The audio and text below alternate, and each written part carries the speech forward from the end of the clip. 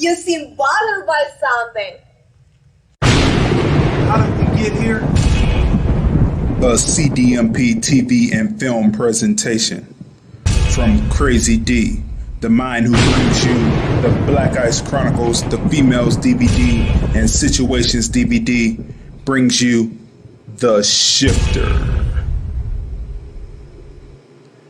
It's Halloween night at Crazy D's, and a pesky vamp is out for blood. Beware of the Shifter. That's it. You gotta go beat it damn scram, man. Damn. Why don't you be a doll and find me a place to change? I need a place to change my clothes before I go. What? Don't try to hold me on the phone. D, you been holding out on me? No, I was just about to stop and help. You know I help the crackheads, D. Some people just don't have originality with their outfits. It's like I hear voices in my head talking to me and shit. I saw that punk ass Charles Pippen and his cousin leaving here. I learned the grace pose. Get your camera ready. We're here, like we said, for trick or treat. Crazy, what did you see? You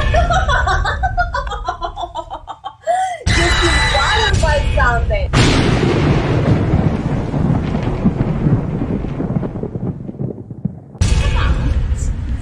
You see that shit? Yeah, that crazy fuck in there. I don't know what the fuck that was for. Right. She can't stand that shit. Well, who's the pit bitch? Like, What the fuck was she need all hoes? I told her to scratch that poke that bitch eye. Beware of the Shifter. Be at the premiere if you dare.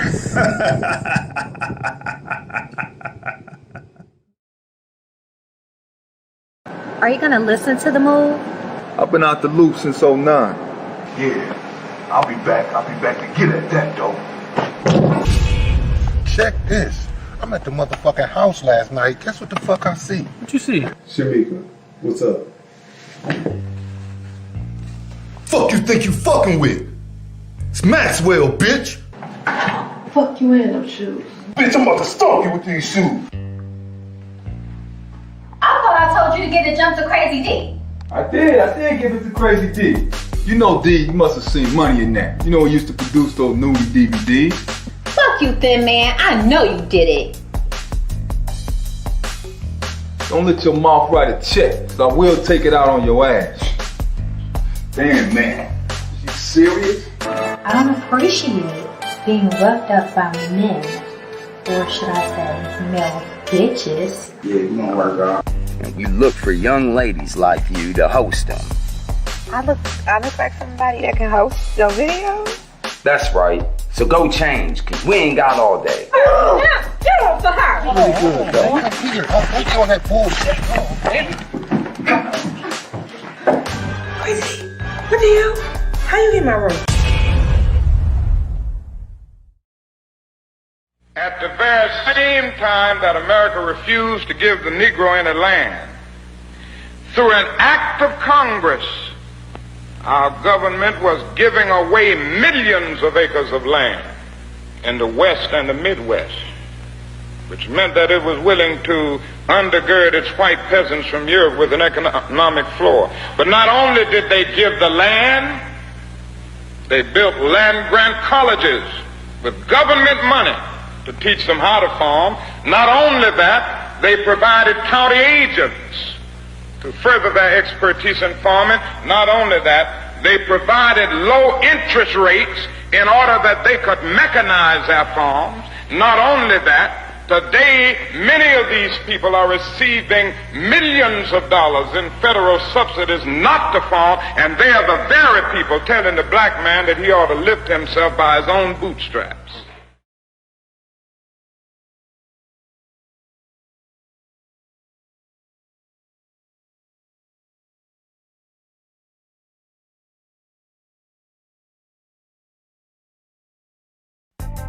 Here's the thing about your movie, why I made a curator's pick of the Hollywood Fringe.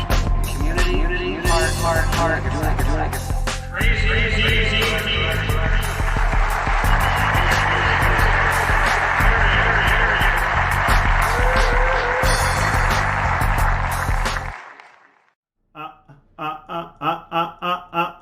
What's going on, people? How you feeling? This is another great episode of hashtag ObservationTFR by Crazy D, featuring my guest host, my sister Tanya M. Congress. Let's check out the mic. Let's see how everything is going. How's this morning going for you this morning? Testing 1 2, testing mic checker 1, mic checker 2. Things are going okay for me this morning. I was up kind of late. I was up till earlier this morning, so I've only had about maybe total of 6 hours sleep, maybe 5, which is cool. That's on the average what I get, but it depends on when I go to bed, how that affects me. You understand? If I go to bed at 10 o'clock or 11 o'clock and get 5 hours, I'm more rested than if I go to bed at 4 o'clock and get 5 hours. So it just depends. But today, my health snack of the morning is sliced gala apples or cubed gala apples and fresh ginger. And I have a cup of hawthorn berry, hibiscus flower, horsetail, and coriander seed tea. Looks like coffee, no sugar, no sweetener, because it tastes like hot water. So it's no taste to it, but it's very good for flushing out your system and stuff like that, detoxing. But yeah, I'm doing pretty good. It's a sunshiny day this morning here in Cleveland, Ohio, the second one in a row. I'm going to go out and catch some fresh air today. Just go out and go out in the yard and walk around and look at a couple of things because, the season is changing. So this is going to probably get down to about the last few lawn cuts. And I have some things out in the yard that I want him to do extra. So I'm just going to walk around and see what it is I need him to do this time when he comes back. Yeah, it's going to be a nice, it's nice 60 something right now, but it's going to be a nice 80. But then next week it's going down. We're going to have a cold snap coming from the Pacific down from Seattle way. It's going to be coming down. It's going to drop the temperatures down. So it's starting, but it's still going to be warm, but it's not going to be as warm as usual. All right, people. First of all, we want to say shout outs to everyone watching us on our simulcast right now. Periscope, Vimeo, FB, and of course, the Film Review Life channel. The Film Review Life channel. Make sure that you subscribe to all of the platform. Hit subscribe. Hit like. Hit share. Share this because as usual, we're going to be bringing information to you. We're going to be bringing information to you today, so make sure that you smash the share button, smash the like button. Did anyone see the presidential debate, the final debate before November 3rd, right? Did anyone see that? Of course you did, right?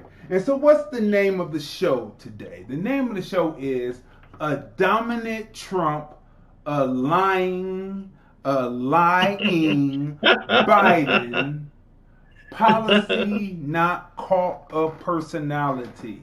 A dominant Trump, a lying Biden, policy not caught of personality. Episode 33 of hashtag ObservationsTFR. Smash the share button, smash the like button, because as usual, we have a video presentation, right?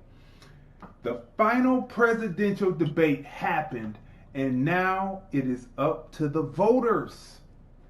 Did we hear anything last evening that would turn a Dixie repub or repub Dixie or a non-partisan or independent voter to either party? Is it about cult of personality or policy? What about the Biden son and the laptop? an actual story which looks to implicate Biden? Why isn't the media covering the story? Why is the media putting out false stories, or have they always been putting out false/fake news since Trump was elected president? Let's discuss. The phone lines are open, 213-943-3358. 213-943-3358. So, as usual, we would usually start with the memes. But we're going to get to that. We're going a little different today because we have an additional story that we are talking about today. We are talking about the potential versus battle between, let me bring this down so that you can see this. We're talking about the potential versus battle between Busta Rhymes, and Tip, right? The battle of words that lead to the verses that must happen. That's right, it must happen. So T.I. had put a challenge out to 50 Cent, right, to battle. But he was talking about East Coast MCs, or it was taken by Busta Rhymes that he was talking about East Coast MCs. 213-943-3358. And so Busta Rhymes put a challenge out to T.I. And the challenge went kind of like this here. So of course we're going to bring commentary. Here we go. It's intriguing to me that you have such a concern with New York MCs. I want to understand what that's about, but from one brother that loves you to my brother that knows I love him, I'm begging you to step in the ring with me. I'm a bust your ass. And let me tell you something. We're gonna do it with grace. But I'm a bust T.I. I'm gonna bust your ass. Come on, T.I. Let's have fun. I fuck with you, boss, and I respect my elders, man. I mean, I just no cap. I ain't trying to be funny about it at all, but just speaking honestly, Busta using leaders of the new school, which came out in that just another case of that. I was a fan of leaders of the new school, still am, you know what I'm saying, and all your shit, bro, but I didn't know we were reaching back, like, through generations. Woo! Let me pause this and say, right there, in my opinion, T.I. was practicing Willie Lynch. Willie Lynch. Look up the fictitious but to the point Willie Lynch letter to the slave owners, right? Look up Willie Lynch.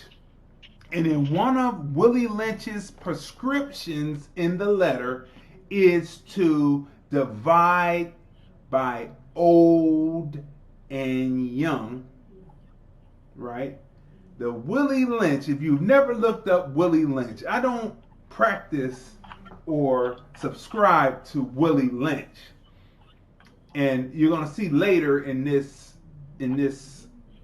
I edited both together so they could be more coherent for the people to understand what's going on back and forth. I edited it up that way. And I may put it up individually by itself because it tells the story better than anything else that I've seen out there, people doing those choppy edits, right?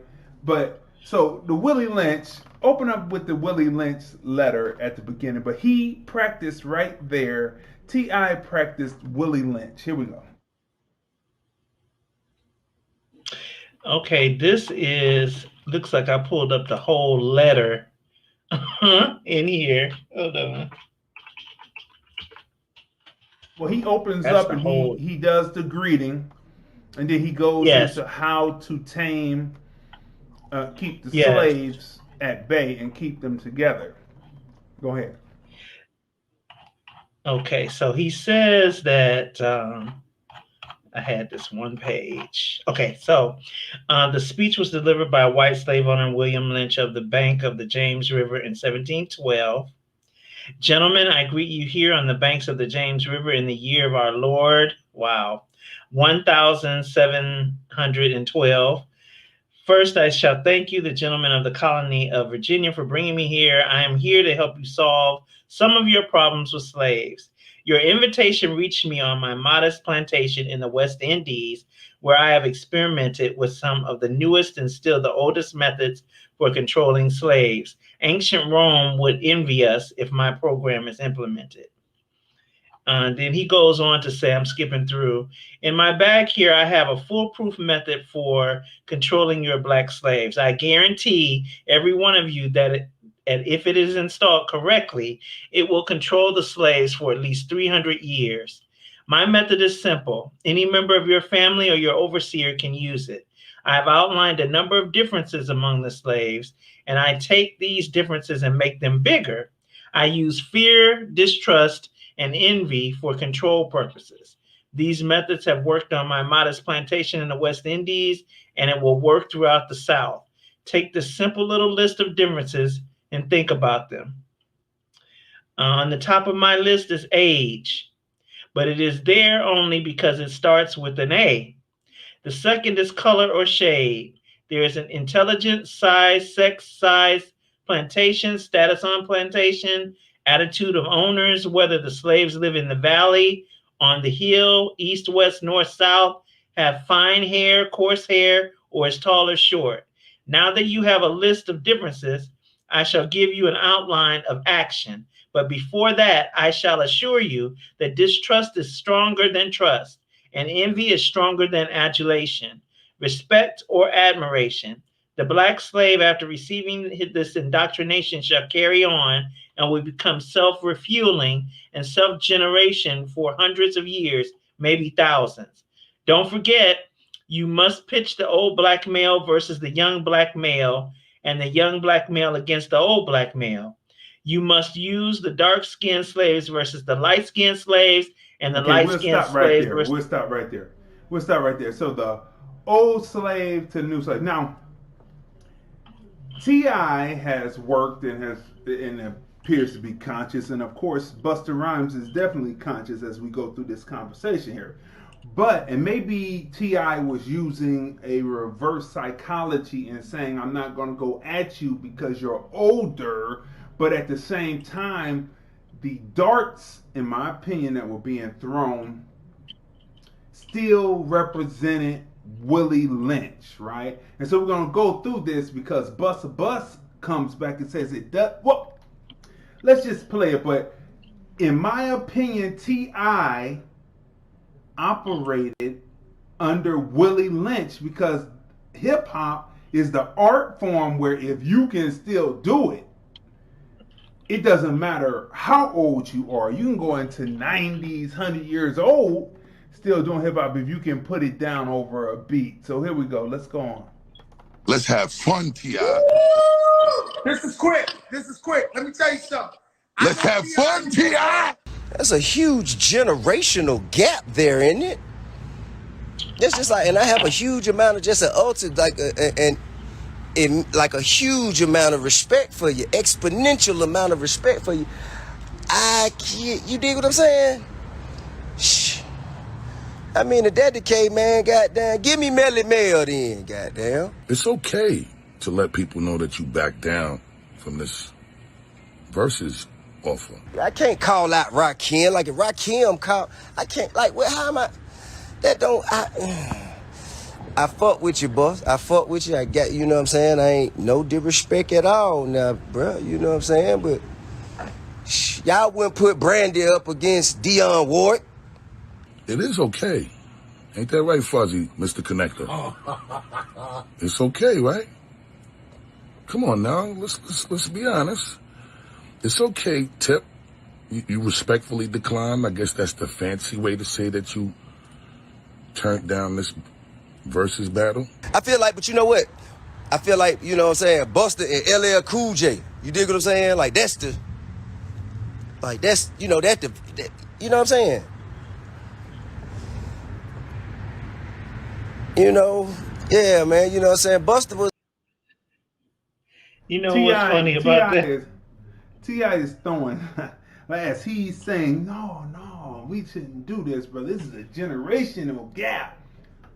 When I first heard this, I honestly thought, before, you know, Busta Rhymes put the challenge out, and then I heard that T.I. had refused the challenge. This was a few days ago, and so, you know, then Busta Rhymes' retort came out. And before that even came out, I said, Busta Rhymes has nothing but club banging joints. He's got 20 joints. For those who don't know what Versus is, it's Timberland and Swiss Beats. They came up with this platform called Versus, VERZUZ,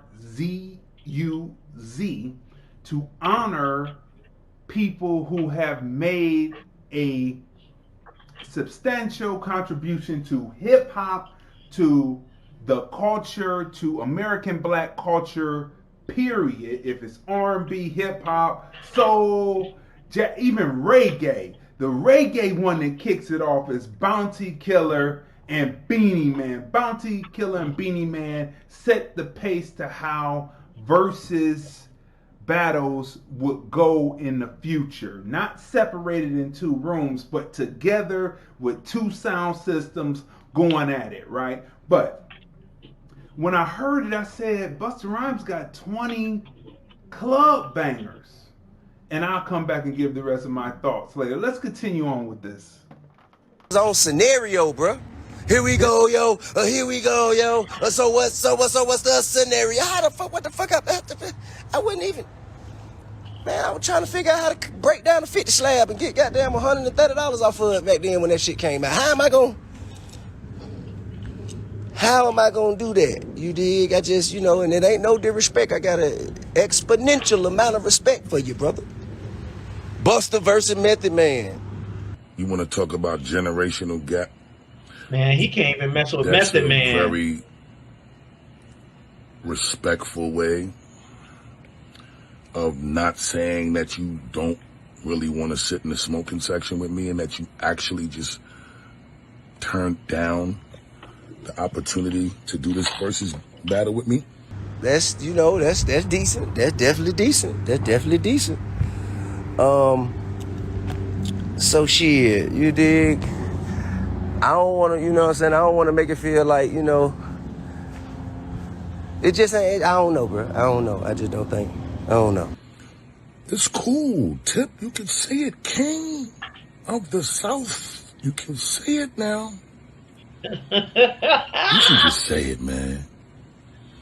Just let the world know truly that you ain't want this bus ass that you was about to get. It's okay. Let me pause that right there and say that hip hop is about machismo. I'm better than you on the MIC. I'm better than you. I'm so much better than you with my wordplay that I flow better than you. I dress better than you. My whip is better than yours. And because I can flow so well, I can take your woman. That's what hip hop is about, along with the being within the culture, b-boying, DJing, you know, breakdancing, DJing, graffiti art, and the spoken word, which is the rap itself within hip hop. That's what being a hip hopper is. So when you say, when Bus threw, that's not even subliminal, that's right over the top. He said, you say that you are the king of the South.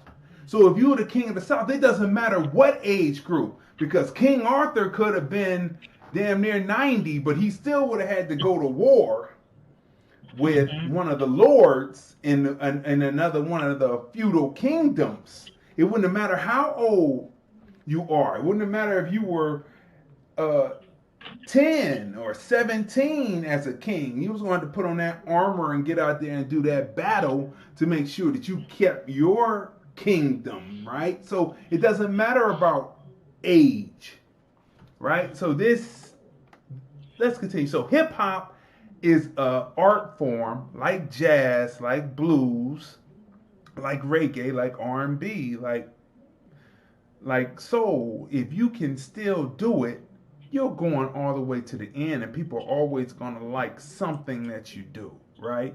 If you're in it and you're locked into what's happening, right? So let's continue on with Bust Bust. So this has a potential to lead to something, and I'm going to come back and talk about that in a second. Because see, the difference between me and you, my brother, and we both kings, I'm actually a god, excuse me. I'm a god of this thing. I don't run from no situation, and age don't make no difference to me. You know what makes the difference? The work that you put in. Because it don't matter when you came out. You know what I'm saying? I know people that have been out before me that I put out more albums than them after I came out after them. It ain't got nothing to do about generation.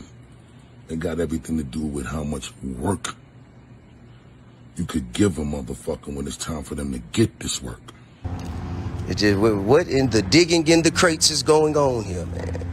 You know what I mean?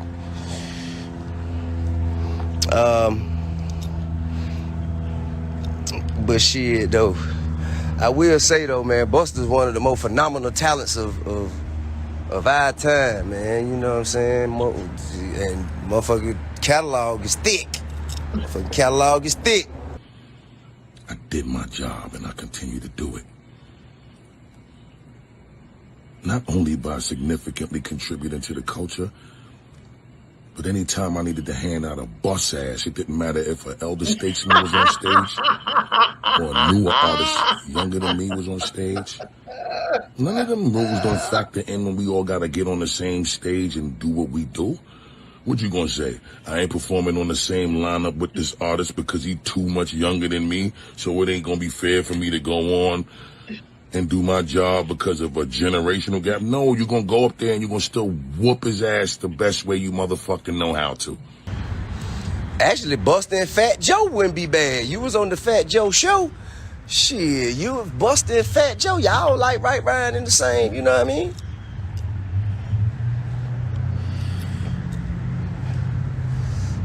Yeah, man. But shit, man, I heard Busta got, you know what I'm saying, got a new album coming out, and that shit gonna be crack. I already know. I can't wait. I can't wait to hear the motherfucker with, I heard Busta got one with ODB. Shit, my man. So let's not make no excuses, King. Just tell the people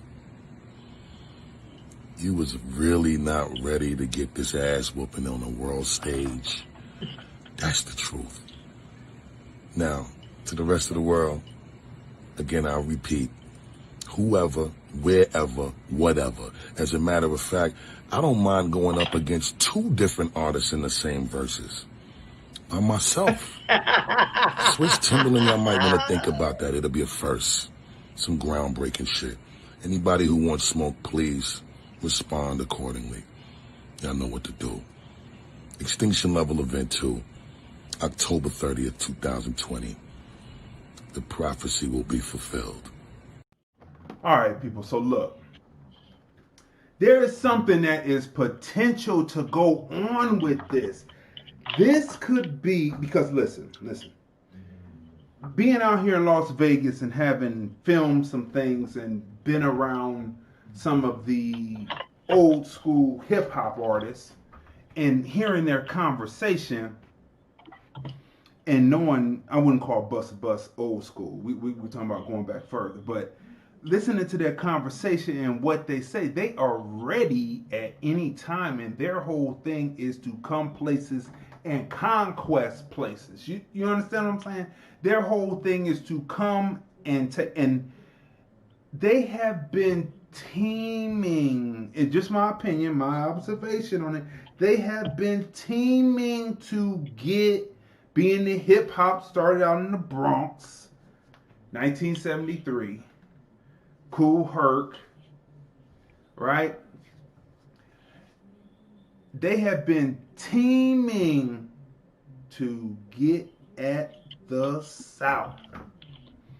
I can tell you, because the South did something that no other region did, that short of the West Coast. West Coast taught them how to do money, but even though it was still a love there, even though coast, it was a West Coast, East Coast, West Coast thing. But that was pushed by magazines. But they have done something because they remember the times when the East Coast artists would come in and call them country. I remember sitting with a certain East Coast island that came from Strong Island, Long Island, and he talked about being on tour with, when they first started, being on tour with a group, and they were looking at the people as the people in the South and in the Midwest and in the West Coast that were coming up to the bus, and the main artists would say, "Look at all them country, look at how country they country.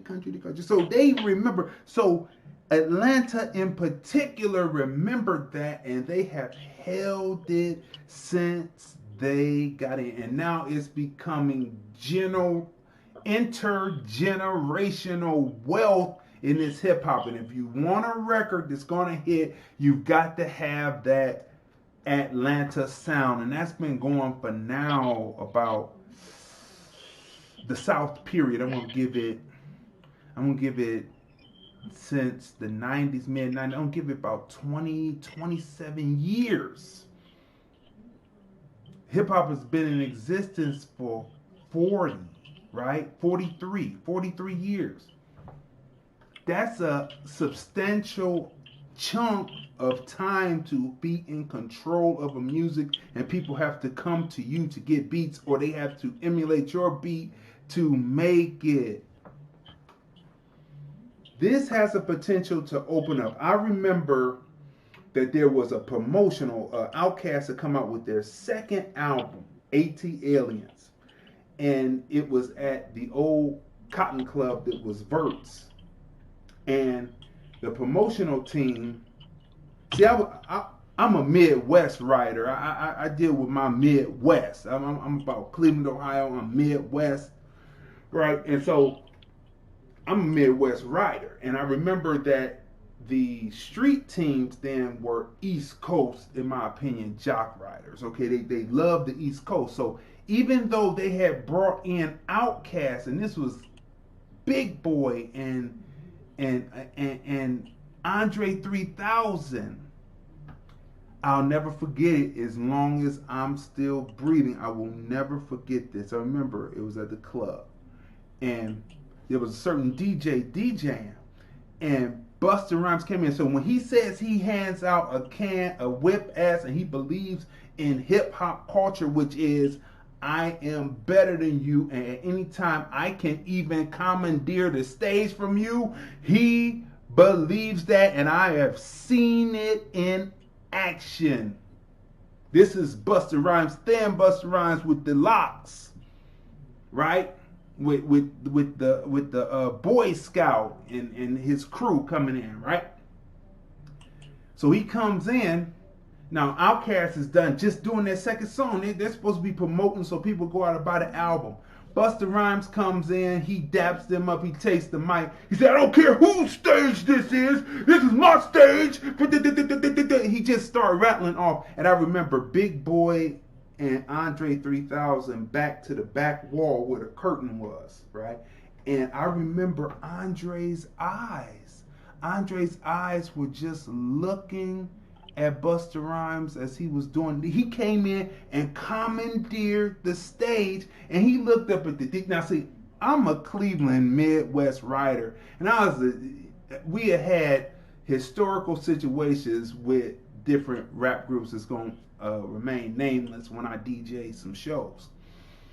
We're going to remain nameless because I've told those stories before, but he looks up at the DJ. Now, the DJ, arguably, the DJ that was up there that was from Cleveland, he wasn't a cutter. He was a blender. It was in his name. And so he wasn't a cutter. He wasn't a cutter, but see, I was a blender and a cutter, right? I could cut, right? So he tells the DJ, so he's from, so Busta Rhymes' record, he had that ya ya ya ya, and it started off on a.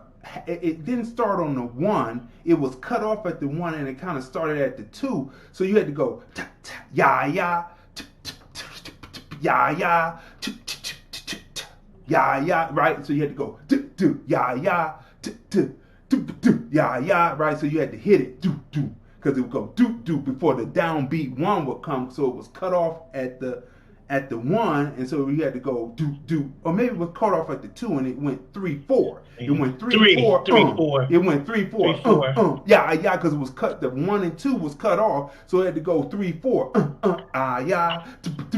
So I was mastering. I was cutting that back and forth. So he looks up at the DJ. Now hip hop is about I'm better than you. And because I'm better than you, I can commandeer your stage. My flows are better than you. So then that means that I'm fresher than you. I got the flyer whipped than you, and I can take your woman. And in DJing, that means that when the challenge comes, you take that challenge and you send them back packing back to where they came from. Let me calm down. That's my hip hop. That's my hip hop ride. Okay, so I was never a fan. I'm a DJ. I knocked beats together. I wasn't a fan. Mine was a purpose. I loved the ability. of DJ, and I was not a fan. I didn't really listen to the lyrics. I listened to how the beats connected. That was my thing. So, as Busta Rhymes says, so the DJ is fumbling around with it because it starts at the 3 and he's fumbling around. And Busta Rhymes calls a challenge about DJing. And I'm standing out there. I'm not DJing this event, right? Because I swear, people have seen it. If they had called challenge, I would have said, send your boy up. But anyway, he calls challenge. DJ, you gonna get this right? You gonna get this right? I'm gonna have to send my boy, the Boy Scout, up there to do it for you. Oh man, I was like, oh my God. I looked at the dude's wife that was there. I said, tell him, don't let him do that. I'm looking up at the DJ. I say, man, don't let him do that. Call challenge. He was looking at me. He did his finger like this, and he was all starry-eyed, like Busta Rhymes was gonna take him on tour with him if he got it right. People who have their own people, especially from out of New York, are not gonna take you on tour. They're not gonna take you on tour. Chuck D might be the only one that would take you on tour, but he came from Strong Island. Difference. So I'm sitting there and I'm looking at it, and so finally he gets the record started. But if I had been up there, I would have went ya ya ya ya. Send your boy up. He would have had to say it's cool, just like Camp Low said it was cool on the Daylight Show. So at the Peabody's, he said, "You want to do your set?" I started breaking off audio 2. And I audio 2 goes, I was like,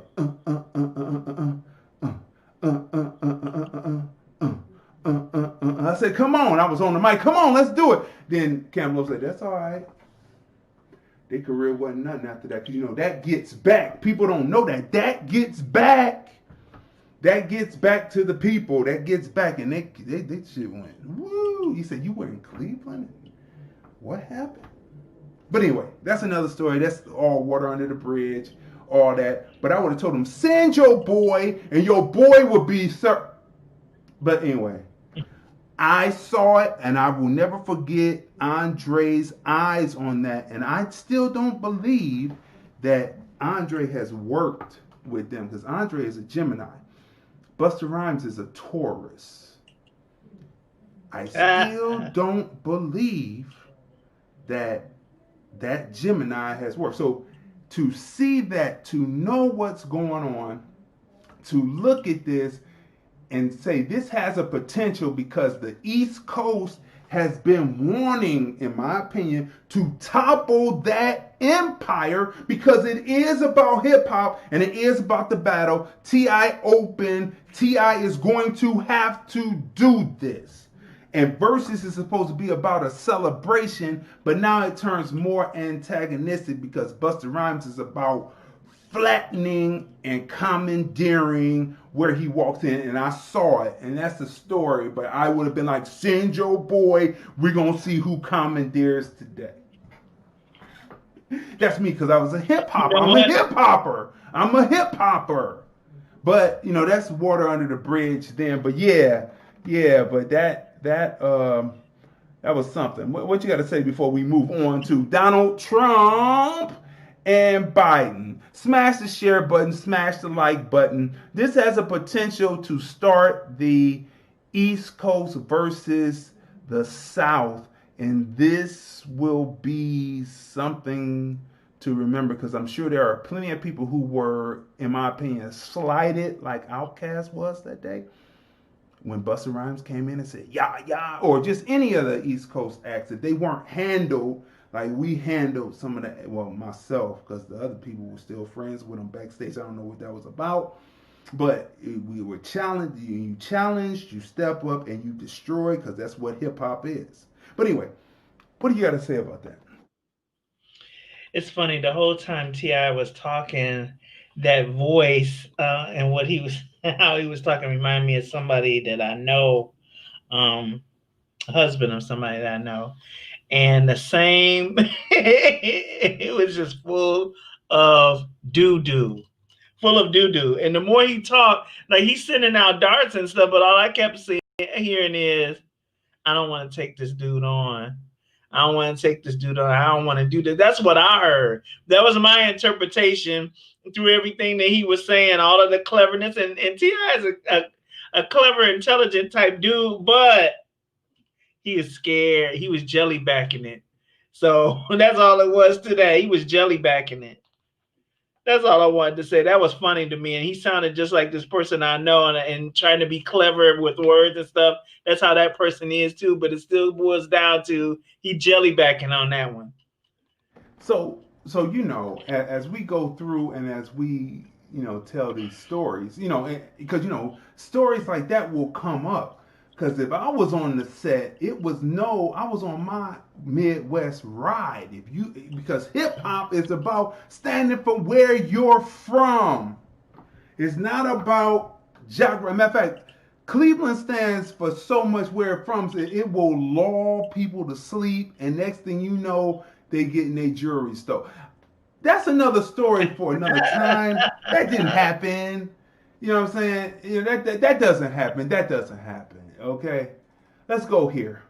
6 rules to kick ass in life. 6 rules to kick ass in life. Know that your only competition is who you were yesterday. I have mixtapes where I say that how can I do better than I did before. This is what this is all about. If you go back and look at all of the strings of things that I've done, I've never worried about competing with people. People are worried about competing with me. And then when they did compete, it was grand opening, grand closing, more popular mix. But that's just that hip hop ride. But see, I say, how can I do better than what I did last time? That's what life is about. You're not looking at someone else. Those who look at someone else have not had what they feel. Feelings, emotion. This is what this whole election is about. Emotion. Some people don't feel they don't feel that they've done anything, and so they want to compete. 2, earn, save, and invest before you spend. 2, earn, save, and invest before you spend. 3, we just talked about investing yesterday in alternative investments or alternative commodities, episode 42. 3, avoid negative people. Life is too short now, would you agree? Life is too short. Number 4, if you don't go after what you want, you will never get it. Number 5, see failure as a beginning, not an end. Number 5, see failure as a beginning and not an end. And number 6, our habits decide our future. If you don't put the work in, you won't see the return, right? You have to put work in, right? Now, here's one that is really interesting.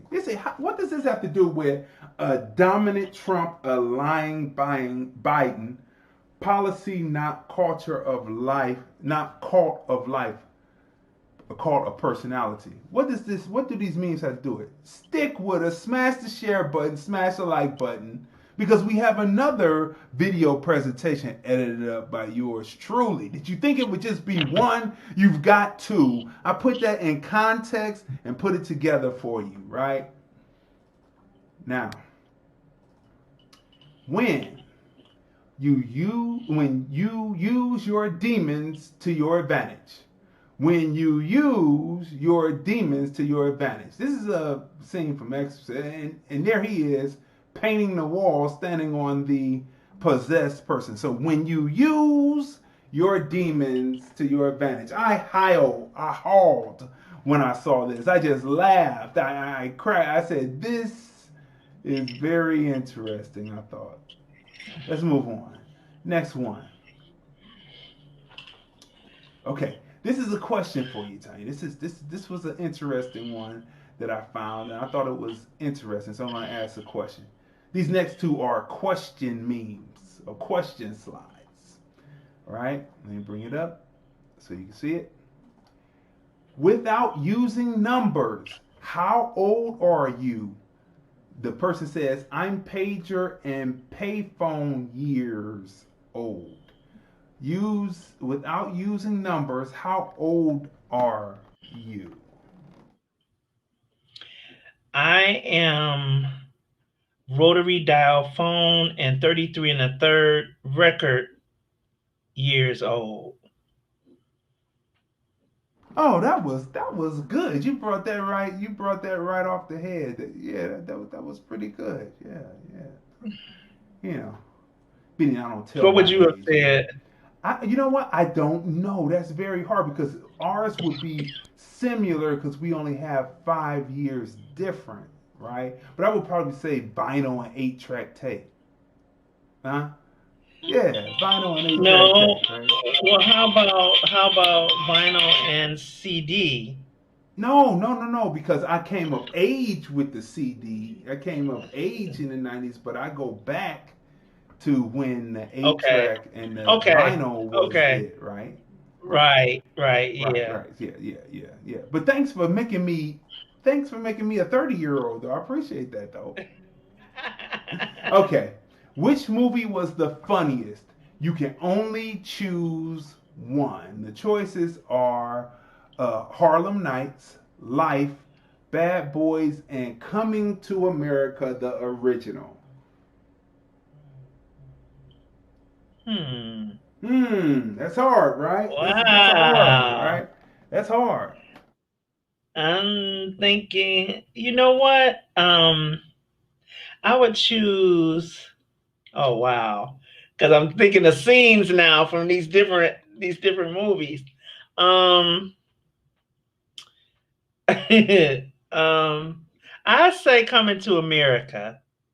I mean, I had another one. It's between two for me, but I'll say Coming to America because I remember it. When they went there, you know, Simi, he wasn't having it.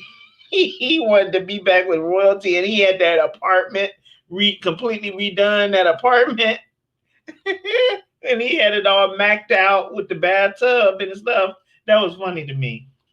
You know what? I have to say Harlem Nights because of all the people, Della Reese, Red Fox, Richard Pryor, right? But one of the most funniest scenes has to do with Arsenio Hall.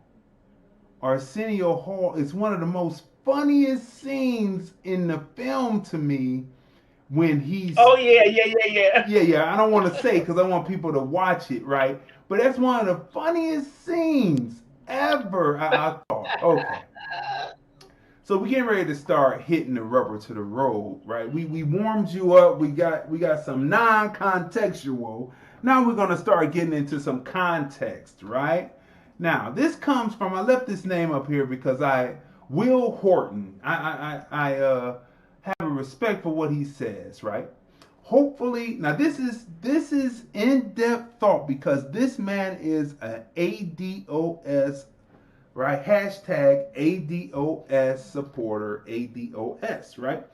He believes in what they say. So this is a interesting concept that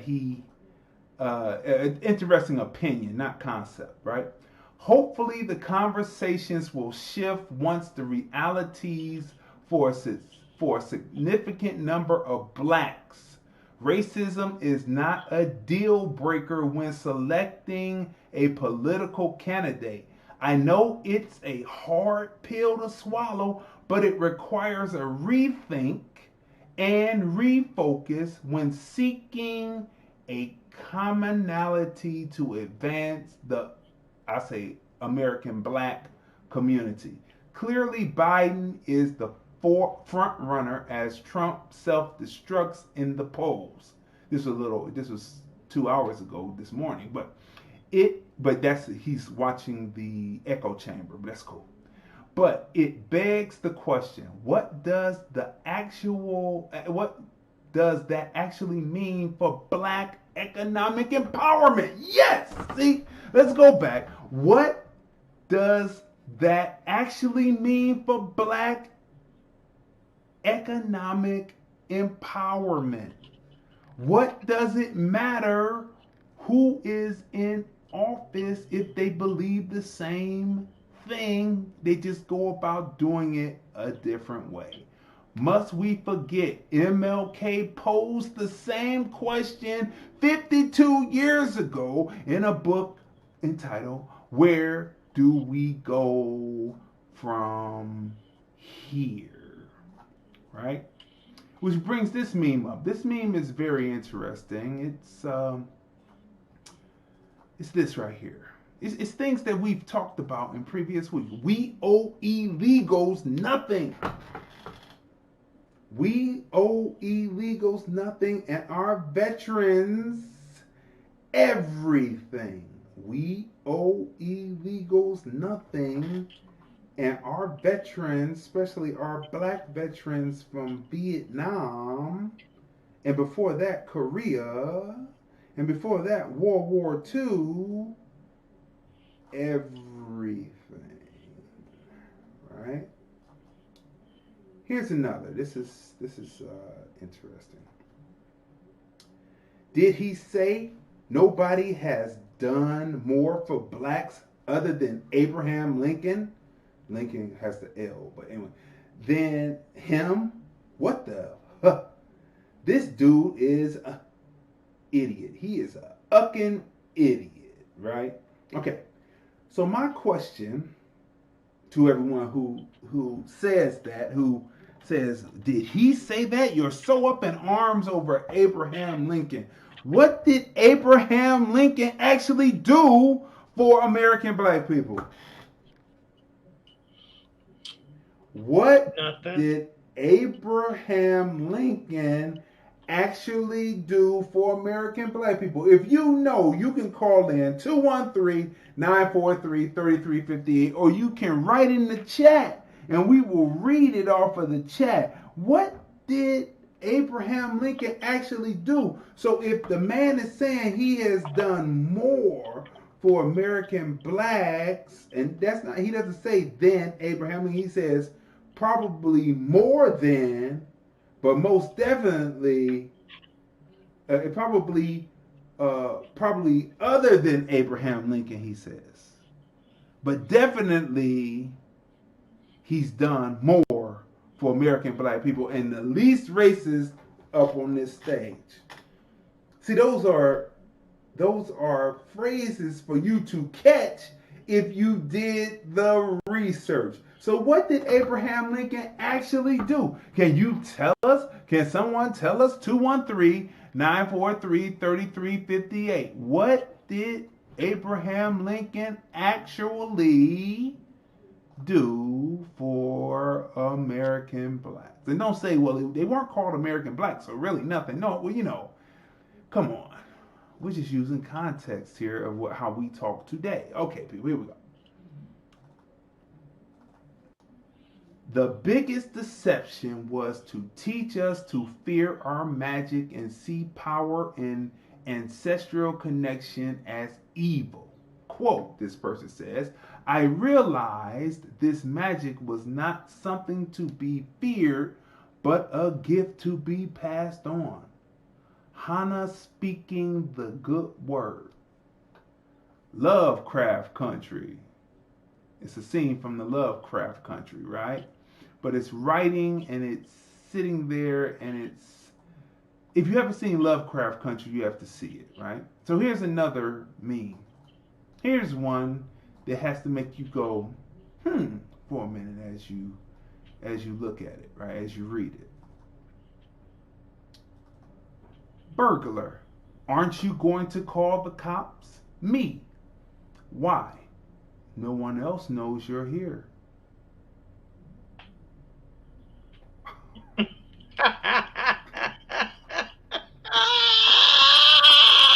It has to take a second to sink in. Hilarious. Hilarious. Deviantly hilarious. Kind of a Freddy Krueger movie. Kind of a Freddy Krueger movie on a criminal. Okay, here we go. To all the doors that closed on me, I'm coming back to buy the building. For all the doors that closed on me, I'm coming, thank you, to buy the building. Just let that sit for a minute. These are aggression situations right here, right? Now, here's one from Wesley Snipes.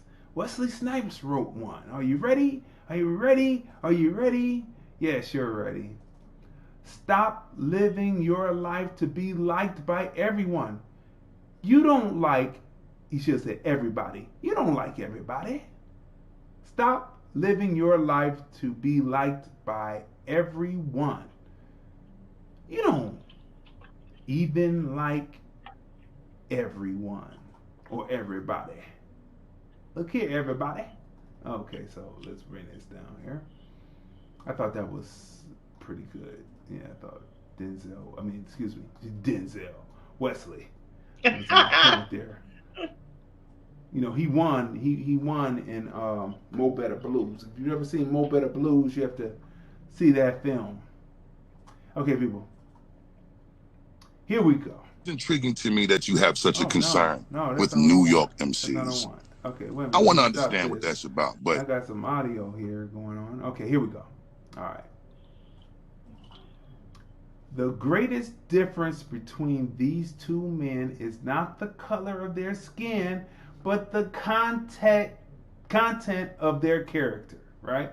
Let me read that again. The biggest difference between these two men is not the color of their skin, but the content of their character. Now,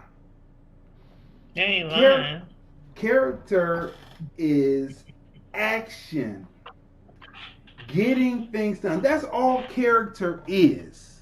Character and action is interchangeable in a script. A character is action, an action is character. So you may not like a person's actions, but you look at what they do to get it done. Now, in my opinion, Little Lord Fauntleroy, to the left, my opinion, looked decent. He was all of that. He looked decent. He appeared to be able to say all the catchphrases and all that. He was very symbolic. But as far as getting things done, he wasn't worth the toilet paper to wipe his butt. That's right.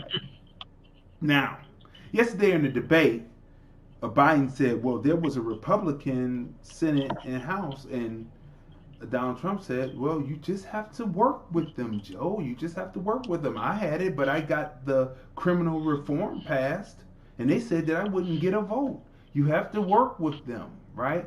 So there's no excuse in activity unless your character, your action was all fictitious and built up to seem like you could do, but you couldn't. Okay, people. Here's one right here. It says, now listen to what they say. Listen to what they say. This is very important to decipher this. You have to decipher this, or you will be misled, led astray. At least 47 million Americans have already voted, surpassing the total number of early 2016 ballots. Let me read it again. At least 47 million Americans have already voted, surpassing the total number of early 2016 ballots. Okay, 2016, the vote was suppressed because, and depressed. It was suppressed because the people were depressed and they didn't like Hillary. So looking at 2016 and saying that 47 million have surpassed, how does that compare to 12 and 08? Don't try to fool me with numbers with an unpopular candidate. Don't try to fool me with numbers of an unpopular candidate in 16. Let's go back to 12 and 8, and we will tell if the numbers are actually coming out like one of the surrogates for Biden said that he's looking at there being Obama type numbers. If that segregation, we've already laid this out for you. That segregationist, not reformed, in my opinion, my observation, gets as many votes as Barack Obama did, being the first quote unquote American first black president. Take American off. The first black president. Then something either is going on. Either they are stuffing the ballots, or there is a lot of kundum out there, and that's just what I'm going to leave at, right?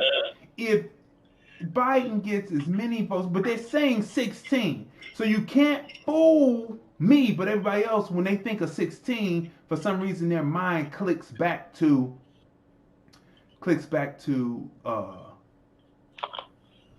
8 and 12, right?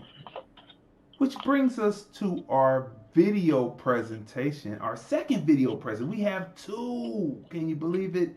We have two video presentations today, edited up by yours truly, right? Now, for those who were watching the echo chamber and did not get a chance to really get good commentary, breaking down, because arguably, no matter what people say, no matter what they say, no matter what kind of fake news they give to you, because at this point, I'm looking at the news and I'm saying, I didn't believe it before, but now I believe it now. It is fake news. If you didn't get the right context, and I know this is going to be a bitter pill to swallow, but I remember, and we tell this all the time, Tracy's grandmother was always, for some reason, on the right channel. Want to know why? Because she wanted to know what they were thinking. She came from the South, and she wanted to know what they were thinking. And you have to know what they were thinking. You can't go with echo chambers because you will never know what they are thinking. The plot could be on the channel to come get you out your house, and you wouldn't know it because you were listening to the echo chamber talking about happy days are here again. Come on. And then they knocking in your door because you weren't watching the channel that was going to give you what was really happening. So they're giving it to their people. Right? So, before you, that's some good oatmeal. Before you turn this off stick with this, stay with this, because it's very important that you hear this, that you have a understanding, middle standing, and overstanding of what is going on. So we're going to go through this, and of course we're going to stop and give context along the way. 213-943-3358. Let's go. There can be no question as to what he's going to do, and no surprises when he says something, he does it. He says something, he does it. He says something, he does it. The laptop is not a bit of disinformation from Russia. The laptop is not a bit of disinformation from Russia. As far as expectations go, yep. I guess the bar was so low for Trump that it really seemed like he might have won. It really seemed like he might have won. It really seemed like he might have won. To who do you blame? We're talking about politicians and regular citizens that become president of the United States. And the only way a regular citizen could even think to become the president of the United States is they have to be at least a billionaire, right? And they have to have a billionaire that has crafted the correct message. Now, whatever you believe about that message, you can believe that. We've shown you different shows. You need to go back and watch the shows. We're moving forward. We're not moving backwards, right? Because we have no dog in this hunt, because we're not voting for one nor two, because we're not Dixie coons or Republican coons, independent coons or non-partisan coons. We've already been through that. I will continue to repeat that. So there's no dog in this hunt, but you have to look at what's happening, because to abstain is the greatest vote you can have, and you abstained because you're not talking reparations, baby. You got to talk reparations. Okay, look. When politicians will stand in front of your face and lie to you and say they're going to do something, know that they have no intentions on doing it, and then when they get in the office, then they come back 4 years, and in the next 4 years for election time, at the end of the third year, trying to get another 4, they will say, well, we're going to get it done this time. These people stopped us from doing it, but we're going to get it done this time. And then they kick it down the road, and they kick it down the road. Like I said, if Kennedy hadn't got his cat peeled, he would have kicked it down the road. He said, you got to vote for me for my next election, because that's where he was headed. And then he would have kicked it down the road, well, you got to vote for my brother Bobby. And they would have kicked it, you got to vote for my brother Teddy. And then we would have kicked it down, there wouldn't have been any civil rights. But he got his cat peeled, and Johnson was feeling sorrowful enough and emotional enough that he told King, you got to get out there and show something that the media can show, so I can get this pushed through. Show me that there is injustice out there, so that I can fight and push and lobby and push this through. Twist arms to get this through, right? Politicians will lie, but when the guy says at the beginning, if you listen to what Trump said, he has done what he said he was going to do, even up against obstruction. He's made sure that you still have your, just my opinion, he's made sure you still have your job, because the other guy is bringing in immigrants. Did you listen to the debate last night? Or were you in your emotions and not looking at, you were looking at cult of personality and not policy? It's policy, not cult of personality, stupid, right? So what is cult of personality? Before we continue on with the video presentation, we have to come up with some definitions. Boy, I'm packing it in today. Smash the share button, smash the like. Excuse me. Uh-oh, got some oatmeal down the wrong windpipe as I took in a breath. All right. So let's see. All right. So let's look at cult of personality. Cult of personality, or cult of the leader arises when a country's regime, or more rarely, an individual uses the techniques of mass media spelled wrong, propaganda, the big lie, spectacle, the arts, patriotism, and government organized demonstrations and rallies to create an idealized, heroic, and worshipful image of a leader, often through unquestioning flattery and praise. A cult of personality is similar to apotheosis, except that it is established by modern social engineering techniques, usually by the state of the party in a one-party state and dominant party states.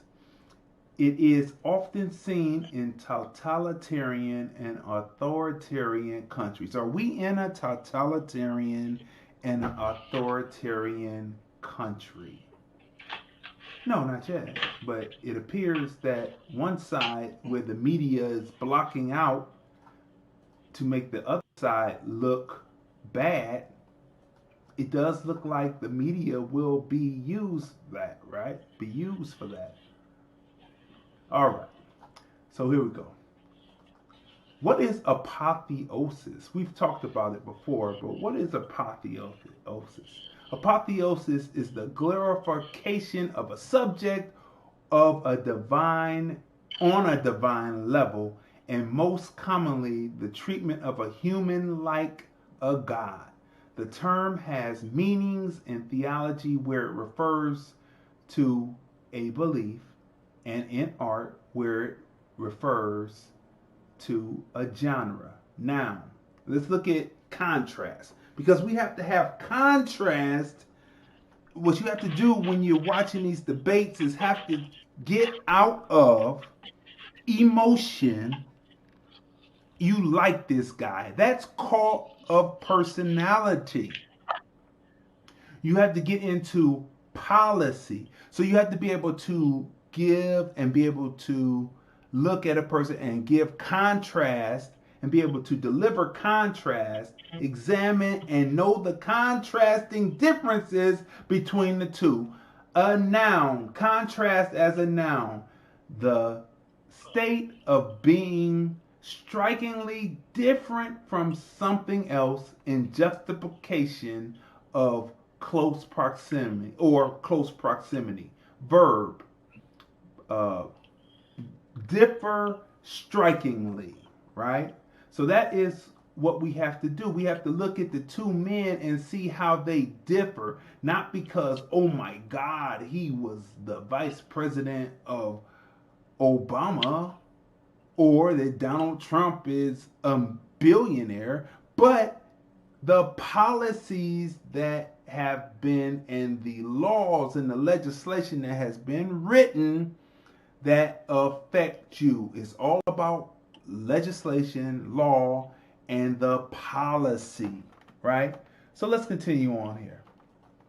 For COVID, do you blame the president for the deaths stemming from COVID? Show of hands. One, two of you do. That's it. Why? Why? Because he didn't take the necessary precautions to make sure the people knew about COVID and how serious it was in our community. And he didn't listen to the scientists. And well, he didn't listen to the scientists. He shut down, he locked us down for a number of months. So he listened to somebody. Right. It wasn't Barron and Melania. He was listening to Dr. Fauci. He knew about this COVID-19, and he didn't be very public with people in the community. Kevin. Okay.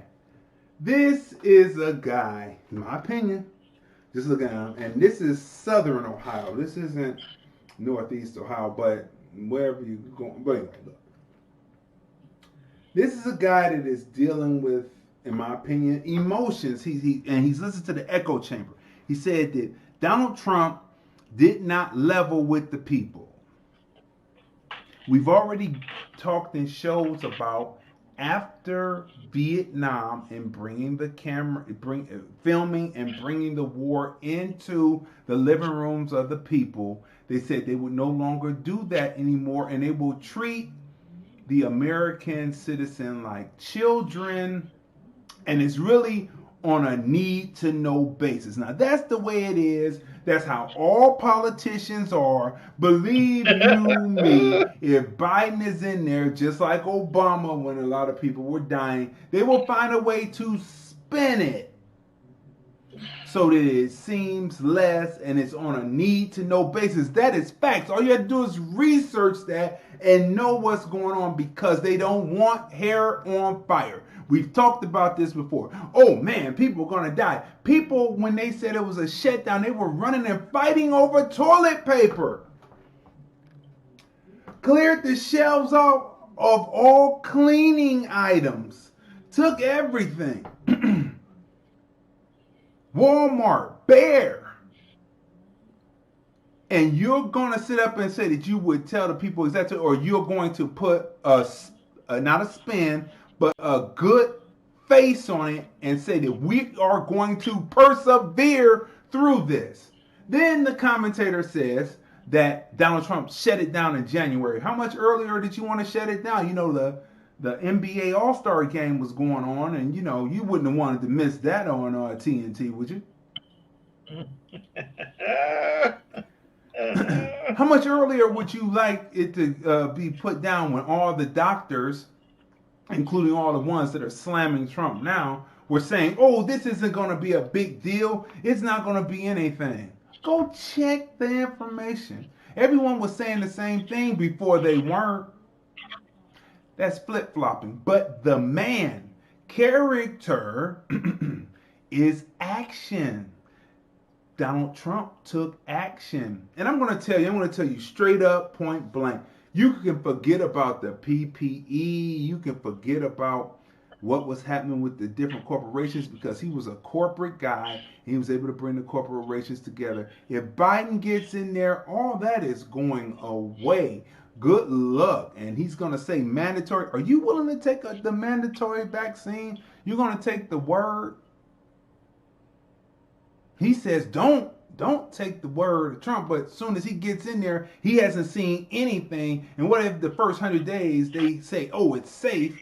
He hasn't had time to research or anything. He's just going to say mandatory, and you're going to believe it. So let's continue on. It would still be the same information and data that Trump would have been working with to say that the vaccine was safe. But you're going to take his word then? Come on. Stop dealing with emotions. Stop dealing with corporate personality and start dealing with policy. Look at the policies. Wait until this guy comes up again. Ask yourself, does he sound like me? Then very quickly, you wanted to say? Raymond, I think that's Monday morning quarterbacking. This is an unprecedented pandemic that no one in the world has dealt with before. And for someone to say that I would have done something different that would have made a difference, I don't believe it. Mark, very quickly. You know, like most Americans, I am worn out on the pandemic. And let's just talk about what Americans are concerned about: jobs, a paycheck, and having some type of financial security. And we're in a pandemic, we're in Ohio, and yet Trump has threatened 63,000 Ohioans' jobs by wanting to have a boycott against Goodyear. This was a little tete-a-tete the candidates had vis-a-vis lockdowns. Watch. You haven't ruled out more shutdowns. Well, no, I'm not shutting down the neighborhood, but there are, look, you need standards. The standard is if you have a reproduction rate in a community that's above a certain level, everybody says, slow up. All he does is talk about shutdowns, but forget about him. His Democrat governors, Cuomo in New York, you look at what's going on in California, you look at Pennsylvania, North Carolina, Democrats all, they're shut down so tight, and they're dying. Here in Columbus, Ohioans, do you want more shutdowns? Hands.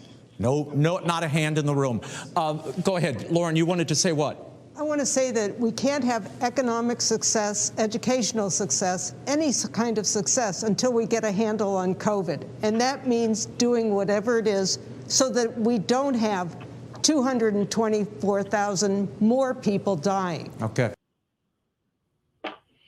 she obviously did not listen to the briefings that in April they said if we do everything that is possible, still 240,000 people will die. If we do nothing, if Donald Trump hadn't shut down in January, 2 million people would have checked out of here. Do you think, I mean, just looking back at how long it took Obama to ponder things, I mean, just being rational and not emotional about him being the first black president, do you think that anything would have been solved as long as he pondered things? He pondered things for days and weeks before it would become to a decision. That was his professorial nature to be that way. Do you think that 240,000 would be dead right now, or do you think that there would be at the almost 2 million mark today? Did he have the ability? Remember, he came from Hawaii. He went through school. His life is not practical application. Right. Could you, as a non-businessman, be able to organize those various corporations, get their word with a handshake, and they follow through? When you call Walgreens right now, they say when the vaccine is ready, you can come to Walgreens to get it. Who was one of the people that Donald Trump was talking to? Walgreens, CVS, but you weren't watching the daily briefings, so you don't know, and you just think when you listening to Walgreens, they say, oh, they're going to have the vaccine when it comes in. That's directly from Donald Trump and his administration, and you don't even know it. You don't even know it. And this is life and death, and this man is talking about shutting things back down. This woman is only halfway informed because she's listening to the echo chamber and not firsthand watching. Let me tell you something. We would watch the echo chamber, and that's what made us have to switch over to watching Fox and then switching back occasionally back to them, because when you would listen to what they were reporting, they would talk about how contentious the relationship was with Trump and them as reporters. And the reporters are supposed to report the news. They're not supposed to be a public figure. They're supposed to report the news. And maybe they will have a book out one day that make them a public figure after they retire. But before that, they're supposed to report the news, and they would never give it to you straight. So how could you be informed? How could you be an informed citizen of the United States of America, the corporation? You couldn't. So let's continue on. I mean, so this is easily because they had both sides in the room. They didn't have the room stacked with one side of people to get what they wanted to give you an illusion, a mirage of what's going on. They had two sides, and so it was fair and balanced and with no fear. Here we go. Alex? I will say it's very ironic coming from the party of science and experts, those who urge us to listen to those people who don't cite economists who are experts or child psychologists who are experts, who cite the disastrous effects of public masks on children and the economic effects of the shutdowns. Those are experts too. We don't listen to them for some reason. Yeah, no, there's a selectivity in there. So very quickly, Taylor. We have a mask mandate. We have social distancing guidelines. We have all these things in place right now, and yet cases still going up. So when is the point do we say, okay, we're doing what we need to do? I want to talk about the minimum wage. They debated, both Trump and Biden, raising the minimum wage. Watch. Do you think this is the right time to ask them to raise the minimum wage? You, of course, support a $15 federal minimum wage. I do, because I think one of the things we're going to have to do is we're going to have to bail them out, too.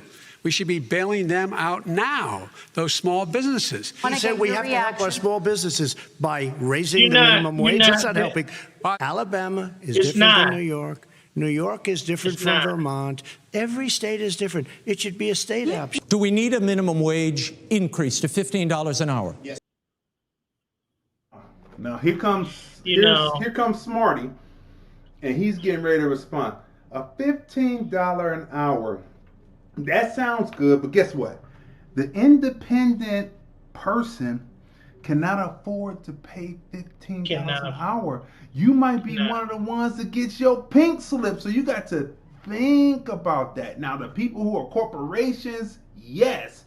People who are in independent business for themselves, they can't afford to pay $15 an hour. And I remember there was a dude that was out here that used to push that. That was for the black thing, but now that Trump is in there, now he's flip-flopped. I don't appreciate that. What you got to say? This is all about a mentality, because if you're a person in business, you understand the dynamics of your payroll and what it takes to meet it, because not only are we talking about $15 an hour plus benefits? Because technically, if you want to add that in, that's about another $11 an hour to the employer to provide those benefits. And now we know that long gone are the days where company paid benefits. The people are paying into their benefits, but still, in order for them to get those benefits at a group rate, you're still talking about another $11 an hour. So technically, the person is making 26, not 15. And if you're talking about independent businesses, they're not going to be able to do that. No way, no how. They don't even pay themselves a salary like that. The owners of an independent business do not pay themselves like that because they can't afford to pay themselves like that, right? So people who don't have a business mind, they don't know anything about business, they're going to say, yeah, $15 an hour, but you're not, what you're going to do is take the economy belly up as far as the small businesses are concerned. You're putting them in a position, they're going to go belly up trying to pay that. That you have to be able to balance. So by Donald Trump being a corporate guy, he's able to look at the totality of everything and how one thing, cause and effect, how one thing is going to affect the other thing to bring balance, to bring subtlety, to bring balance, so that you're easing into things and you're allowing one thing to catch up. You pass something else that catches up, so that you level out the playing field. And that's what he has done. That's what he's been doing. But you wouldn't know that if you don't have a mind for business. You just in your feelings, like Dee said. We do. You think so, Al? Yes, because in my community, mothers are having to take care of their families, and they need the increase to help provide for their families in our community. Does this help small business? You have a small business, Deb. It does not help small business. It harms us. Why? And because the pot's only so big, and if you want to have more pay for people, you're going to have less people. You know who I am. You know who he is. You know his character. You know my character. You know our reputations for honor and telling the truth. Stuff is true about Russia, Ukraine, China, other countries, Iraq. If this is true, then he's a corrupt politician. Okay. Did the president disrupt Joe Biden's decency pitch with that line of argument? Anybody? Hands. David? Yeah, he did. Why? Well, he brought his character into question with all the news, the recent news of the corruption. The allegations that Hunter Biden might have colluded with these Chinese interests. Go ahead, Taylor. Let's not remember, this is the exact same things that they were accusing Trump of for 3 years with this Russia collusion narrative. So now all of a sudden, now it's with Joe Biden, it's gone away, disappeared, poof. Paul? That's one of my favorite things, and one of the main reasons why I'm going to vote for President Trump is because there can be no question as to what he's going to do, and no surprises when he says something, he does it. And he made the point over the course of the debate. No more politics. This is business. This is running as a real person, and I really appreciated that about him. Joe Biden cast aspersions on this entire episode, saying this came from Rudy Giuliani.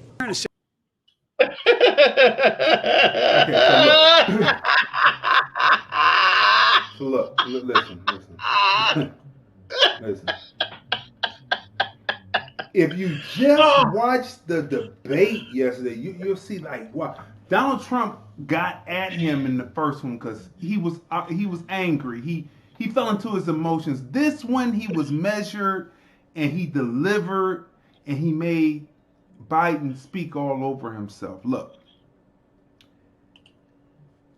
everything that they have said about a totalitarian and authoritarian and a anarchy situation is what the media is setting up by censoring stories. If you feel that it's okay for the media to censor these stories today, the media will censor you tomorrow. Let me say it again. If you believe that it's okay for the media to censor these stories today, when you need them most to tell your story, they will censor you. You're setting up, you're supporting the very state of affairs that will make the state, the republic, unstable and will lead to those that can come in and be connected to the media and use the media as an arm of propaganda to put their point across without ever hearing the dissenting side. Yay, nay, abstain, or yay, nay, dissent. The dissenting side, right? Let's continue on. Let's hear what Biden had to say. Situation where we have foreign countries trying to interfere in the outcome of our election. His own national security advisor told him that what is happening with his buddy, his buddy, Rudy Giuliani, he's being used as a Russian pawn. He's being fed information that is Russian, that is not true. And then what happens? Do we think in this room, is Rudy Giuliani, the former mayor of New York, a Russian tool, a Russian pawn? Nobody thinks that. You do, Lauren? You really do believe he's a Russian pawn? Well, he has a lot of business interests. He's over there. He's talking to all the Ukrainian. The head of intelligence services for the United States government is now saying the laptop is not a bit of disinformation from Russia. The laptop is not a bit of disinformation from Russia, but they're authenticating it. The fact the media isn't fully covering it. We will cover more of this in our next segment in a little bit. Big question. Who won this debate? Were you surprised by anything you saw? Sadie, you said you were surprised. What were you surprised by? I was very surprised that Trump was able to follow the rules. Seemingly in the very beginning of it, he got a little loose in the end. But in the beginning, he really composed himself. I was very, very surprised. You liked the civility we saw tonight from Trump? I did. I really did. Mm-hmm. Go ahead, Mark, real quick. I would say that Trump did a better job on this debate, but he was forced to do a better job on this debate. But who won the debate? I would say it had to be Biden. Okay, well, I haven't answered that question yet, but I'm going to do it. Mark actually answered the question. Mark, I got to give everybody a shot. Who won this debate? Show of hands. Donald Trump. Joe Biden. So 2 of you thought Joe Biden won. 3 of you thought Joe Biden won. Everybody else, Sadie, you're abstaining. Who did you think won this? Clearly somebody won this debate. As far as expectations go, yep. I guess the bar was so low for Trump that it really seemed like he might have won. This is Joe Biden trying to, I think, sidestep a little bit, a question about his family enriching itself in China and the president's response. It's not about his family and my family. It's about your family. And your family's hurting badly. You're sitting at the kitchen table this morning deciding, well, we can't get new tires, they're bald, because we have to wait another month or so. That's a typical political statement. Let's get off this China thing. And then he looks, the family, around the table, everything. Just a typical politician. Action. Who came across better in that response? Trump or Biden? Trump, Biden. Trump. Why? Why? He hit the nail on the head. It's politics as usual. Biden's speech to me, looking at the camera pointing at me, it doesn't do anything for me. It's around your family table, but apparently there's a lot of bald tires out there. I just know that. Everyone has a bald tire. But Mark, you said Biden came off better in that exchange. Explain. I think what's happening here is we're talking about China and trade, and a true Republican would never use tariffs. Ronald Reagan would have never used tariffs, nor George Bush in a trade war. Actually, Ronald Reagan, for whom I work, did use tariffs, and he was called a protectionist by the Cato Institute after he left office. Let that sit for a minute. Wow. People, I see that we have a phone call. If you want to get in on the conversation, use your touch tone and press 1 on the touch tone. I'll see the indicator and we'll bring you in on the conversation. But if not, thanks for listening, 708. So look, people in their agenda think they know so much, but there's a person that actually worked for Ronald Reagan.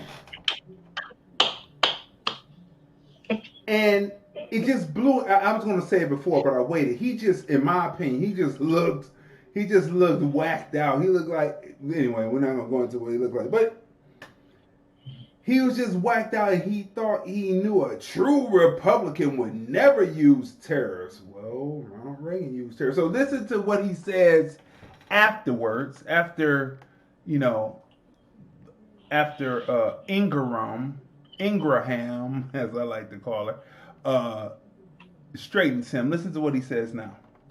Reagan was the start of free trade discussions in this country in terms of trying to have it with Mexico and Asia and other locations. Okay, we have to move on to another topic. Biden made this claim about Obamacare that we seem to have heard before. Not one single person with private insurance would lose their insurance under my plan, nor did they under Obamacare. Now, millions of people lost their health coverage, just the fact, under Obamacare. Who in our focus group trusts Biden when it comes to health care? Show of hands. 2 of you. Why? Why? Because I think he can continue to make sure people can people who have pre-existing conditions still remain on their policies for their companies. But Lauren, they said. Who is this guy? Okay, I don't know. But look.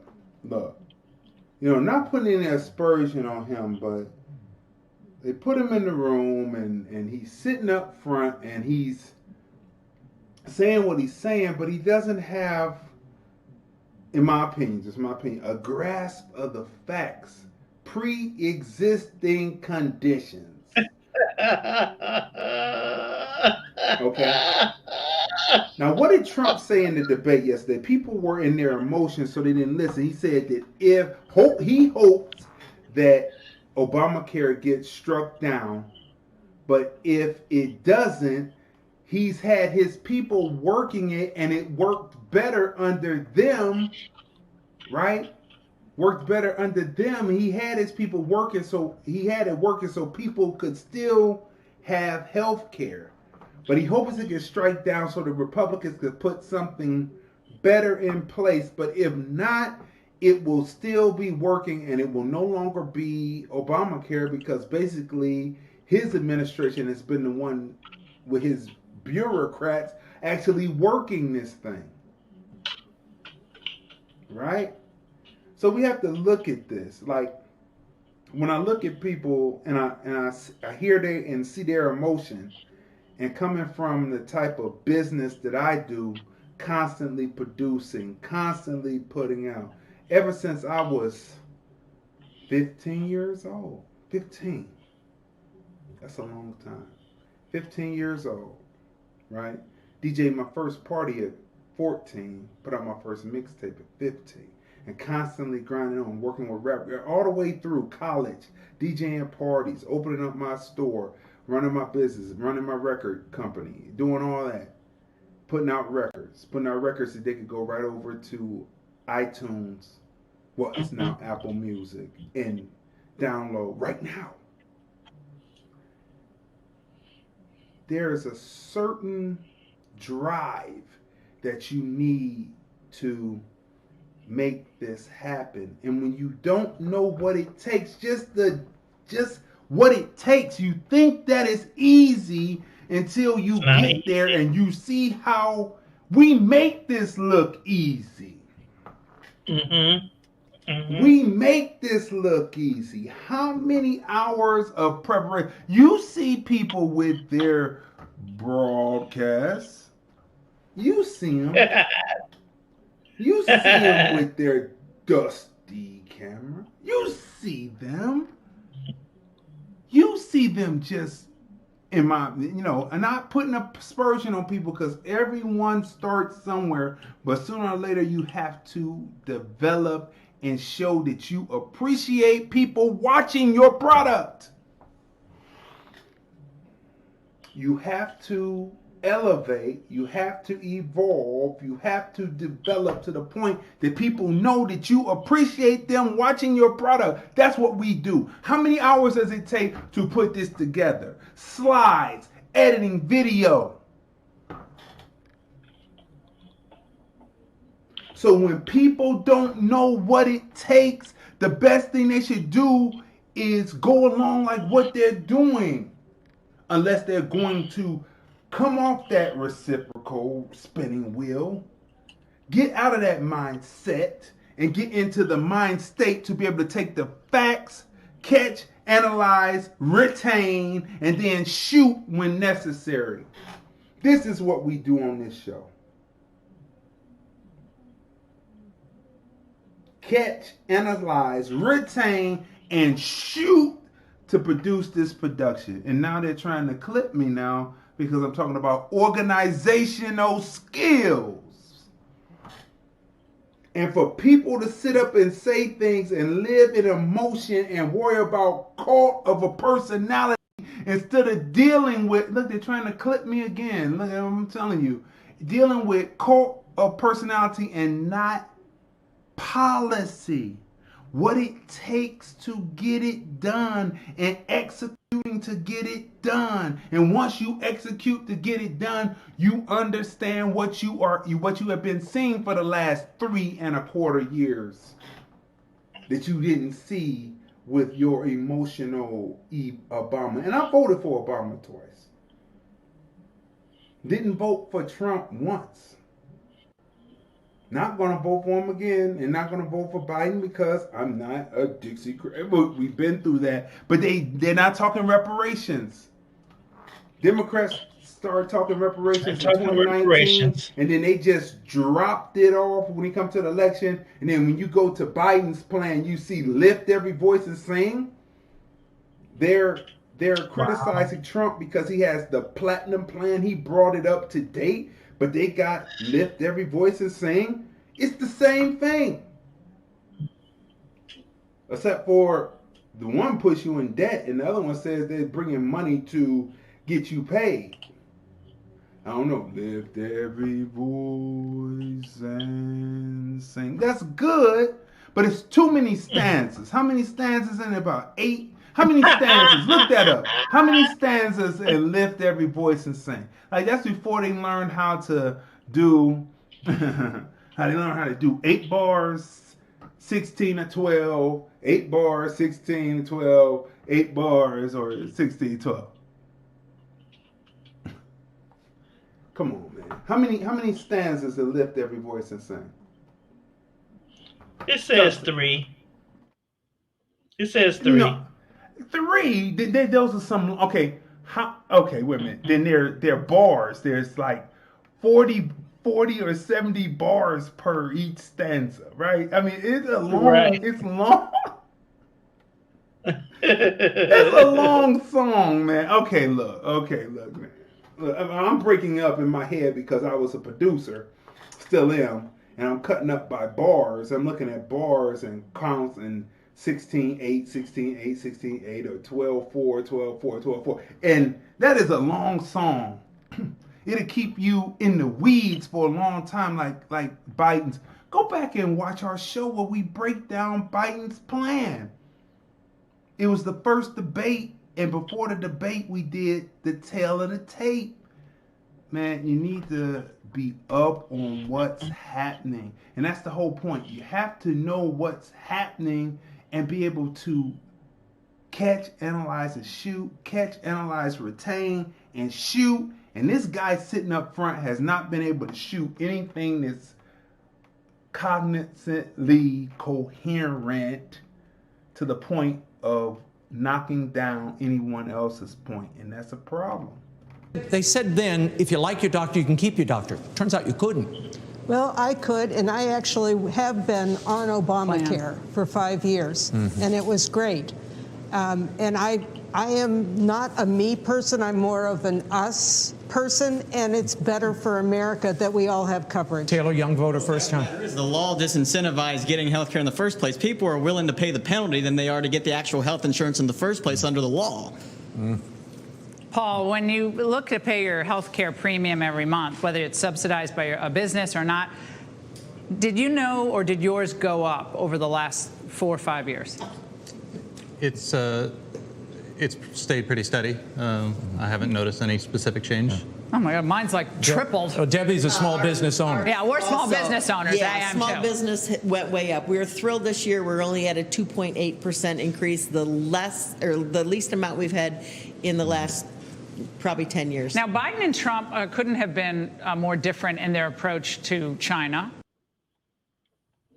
She said in the last 2 years. So who's running Obamacare right now? The Affordable Care Law? The Affordable Care Act? Who's running Obamacare? Didn't he say in the debate that they ran it and they ran it better? They ran it cheaper. Did you listen? And this woman sits up here. She's not a plant. She's a business owner, and she said that she got the lowest rate in the last 2 years. So they had to clean it up for the first year, and then the next 2 years leading up to that. So you know what's true and what's not true by just listening. That's all. Yeah. That's all. Take a listen. If you were president, would you make China pay? And please be specific. What would that look like? What I'd make China do is play by the international rules, not like he has done. He embraces guys like the thugs like in North Korea and the Chinese president and Putin and others, and he pokes his finger in the eye of all of our friends, all of our allies. They devalued their currency, and they also paid up. And you know who got the money? Our farmers, our great farmers, because they were targeted. You never charged them anything. Who has a tougher approach to China, Biden or Trump? I will say from a farmer's perspective, the American farmer stands with Trump 100%. We saw what happened when the relief came from the trade wars with China, and conventional farmers all the way to sustainable agriculture and everybody in between. We saw policy become action and benefit from the policies of the Trump administration. Oh, we heard that. The question that you have to ask yourself as an American black, are you an American or aren't you? That's what you have to ask yourself.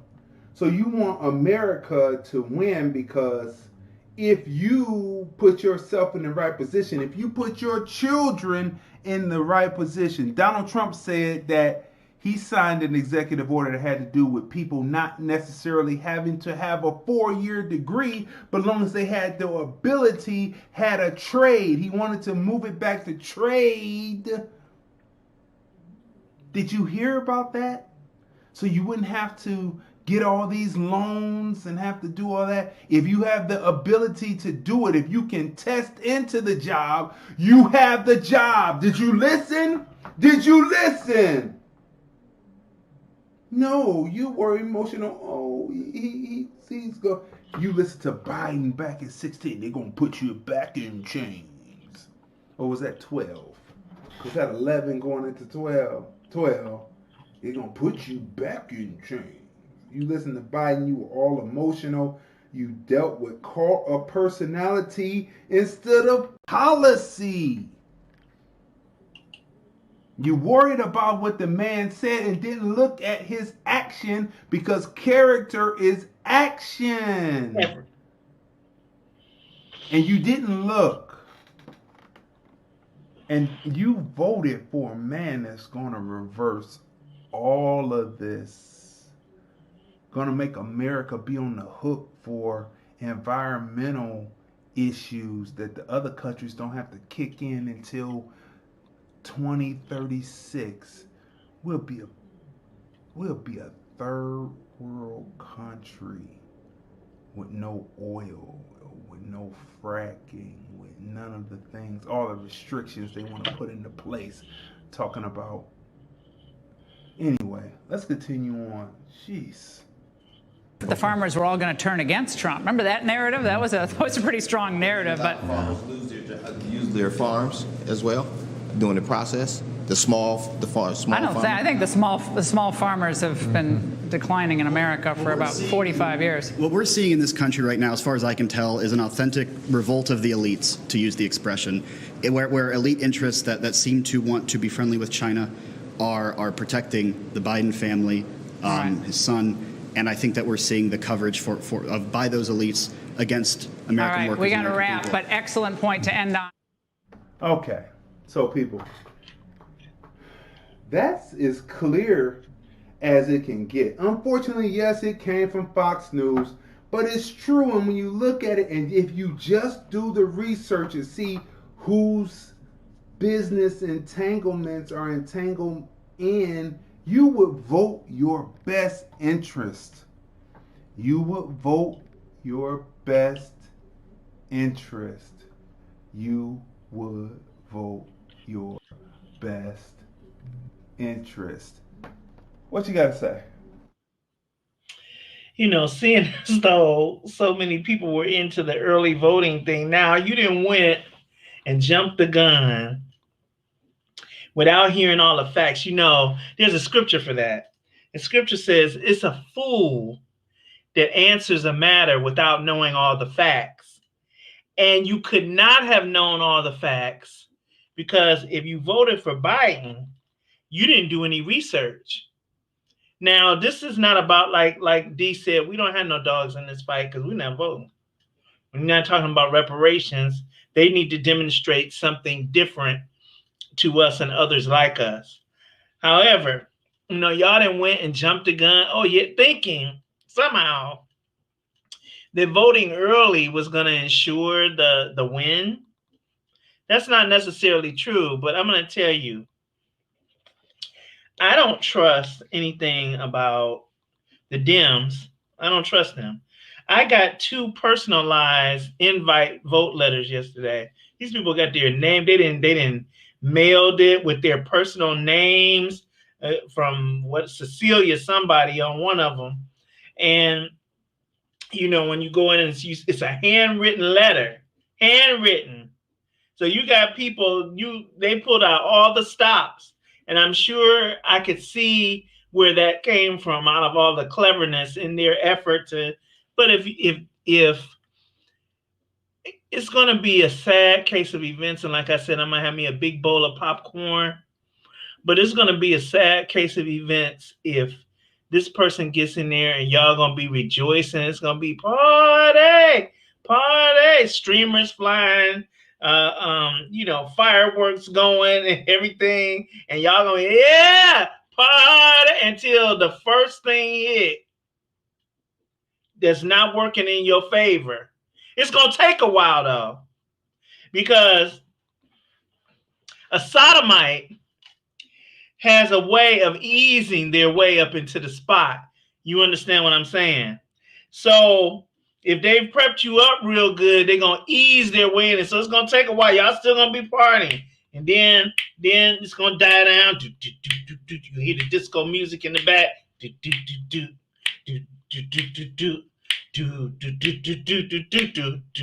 Party! So it's going to go on for about a year. About a year.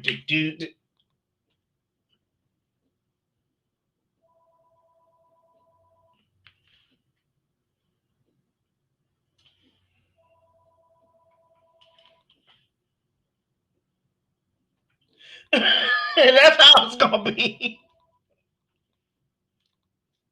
That's how it's gonna be. That's how it's gonna be. It's gonna be party, because they still gonna be selling you fluff.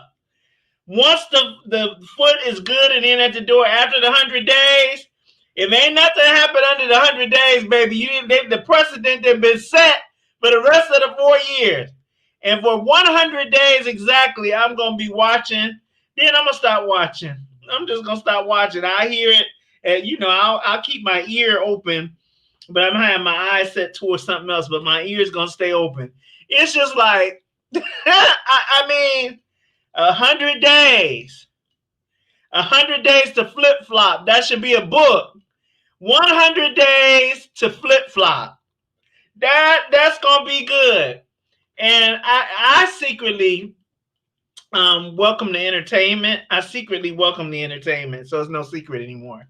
But if you guys had taken the time to go look at the platinum plan, and you may say, well, if it's so good, how come you didn't vote for him? Because we gonna need our money, though. We still gonna need our money no matter how good of a plan that anybody comes up with. We gonna still need that money. We gonna need the money. We're gonna need the money that's equivalent to reparations. To repair your wrongs, you gotta give us the dollar amount equivalent to the value of what we were supposed to have today that we built on. You know what that means? We own everything. So until I see that, I'm not voting. I'm out of the voting field. I'm no longer a voter. No longer a voter until, and all of this registration stuff, that's a whole nother thing. That's having your name on different books. I'm into taking my name off of books these days. And I name all these different books. Listen, voting, people, abstaining is a vote. They're leaving something out of civics class. Yay, nay, abstain. You heard it by the raise of hands. That was a vote. And they said that the woman, Cecilia, I guess that's what her name was, you abstain. Abstention or abstaining is a vote. You just have to have your voice saying it and have media coverage, which we're saying it here. This is our media coverage. We make media places for people to be heard right here at Lordlandfilms.com, right? When you say yay, nay, or abstain, you are abstaining. It's not about making the other person win. And if you understand, it doesn't matter who's in there if they're not going to do for your group. So that whole thing is so whack. It is whack thought process because they're not doing anything for you. And you put a segregationist in there and he's going to finish the job. He's going to find a way to finish the job. Listen, people, you see the new flyer design for our covers, for our ads now, right? You see the new design. Get your cell phone with your scanner and scan the barcode and smash a few dollars on the hashtag TFR podcast, $TFR podcast live account on Cash App. That's right, on Cash App. We make it easy for you. You like the commentary that we put down. We bring you information that you can use. Make sure that you smash that because we are more prolificness for your donation. We are more prolificness for your donation. Look where we broadcast. Remember when I told you that you have to let people know that you appreciate them tuning into your broadcast. You make something special every single day and once a week on Sunday. Monday through Friday and once a week on Sunday. We make something special. And we ask that you show us how you appreciate what we're doing by taking your phone and scanning the barcode and putting a few dollars into the $ TFR Podcast Live account, right?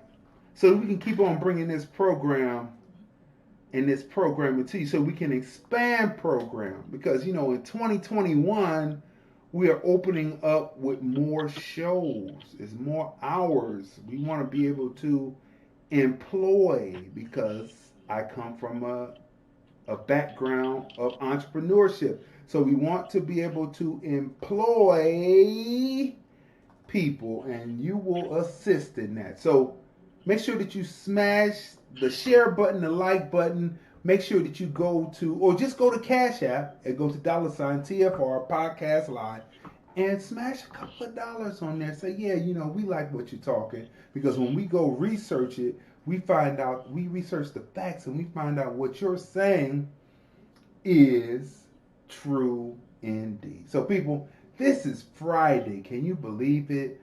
Another 5 days are gone.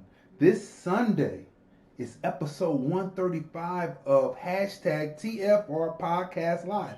That's the film review, movies, music, culture, politics, society podcast.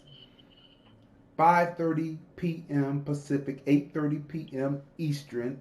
It's my wife and I, the #TFR Podcast Live, the film review crew, the husband and wife team. Tune in. We have a jam-packed show with many films to review. We're talking about more Halloween films that are good for the American Black and the Black diaspora to watch during Halloween. It will not harm your psyche, any of these films. So tune in this Sunday. And of course, Monday through Friday, 9:30 a.m. Pacific, 12:30 p.m. Eastern. It is #ObservationTFR by Crazy D with my special guest host, Tanya M. Congress. That's my sister, y'all. Make sure that you smash the share button, smash the like button. Go back and watch the previous episodes, because they're jam-packed with information to get you up to date. You should binge watch over the weekend 1 through 43 to get ready for Monday 44. Or binge watch and binge watch episodes 104 through 110 of #TFR Podcast Live, and episodes 121 up to 135 to get you ready, up to 134 to get you ready for 135 this Sunday. Binge watch over the weekend. It is information that will possibly be able to save your life. It's our observations. It's our opinions. We enjoy coming to you this week. Look out for in 2021 for a new show coming to fill in the Saturday. So we'll have Monday through Friday, a whole nother show on Sunday, and then the flagship, the film review, movies, music, culture, politics, society podcast on Sundays. It's a lot of work put in, but you know, it's all worth it, because we make sure that we disseminate great information. So people, we will see you on Monday. And before that, we will see you on Sunday on the Film Review Live channel. Smash the like button, smash the share button, subscribe, click the bell so you will be notified when we come on. And we will see you with another great episode of #ObservationsTFR on Monday, episode 44. Here's the thing about your movie, why I made a curator's pick of the Hollywood Fringe Festival. Community, heart, it's like crazy.